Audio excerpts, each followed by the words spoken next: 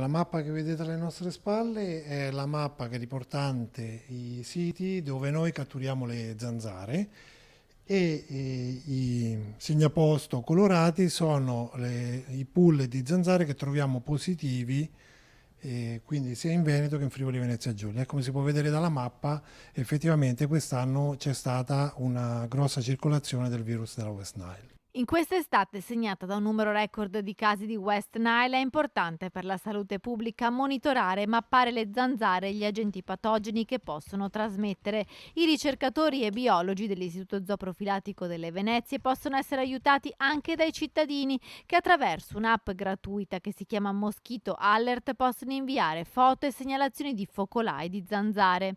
Tramite l'app si può vedere quante segnalazioni arrivano e quindi avere un'idea anche di quante zanzare ci sono in determinate aree, e questo poi permette ai ricercatori, non solo a noi ma in tutta Italia, perché è un'app che funziona a livello nazionale, di determinare se ci sono delle aree dove ci sono una maggiore presenza delle zanzare oppure dove viene riportato un maggiore fastidio causato dalle zanzare.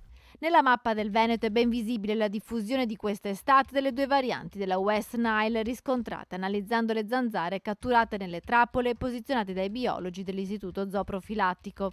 I casi che abbiamo riscontrato quest'anno sono dovuti a diversi motivi. Sicuramente ci saranno stati più animali infetti, ovvero più uccelli con il virus della West Nile, e ci sono state delle occasioni in cui gli uccelli hanno incontrato le zanzare che l'hanno punti e quindi hanno poi trasmesso il virus anche all'essere umano, e questo è stato, come dire, aiutato anche dalla situazione di quest'anno particolare, ovvero dalla siccità, che ha permesso alle zanzare e agli uccelli di condividere più strettamente i luoghi di incontro e quindi di trasmissione del virus. I casi di West Nile stanno progressivamente diminuendo e secondo gli esperti il peggio sembra essere passato. Possiamo dire che siamo verso la fine, perché in questo periodo le zanzare cominciano a calare drasticamente e con l'inverno sappiamo che spariranno.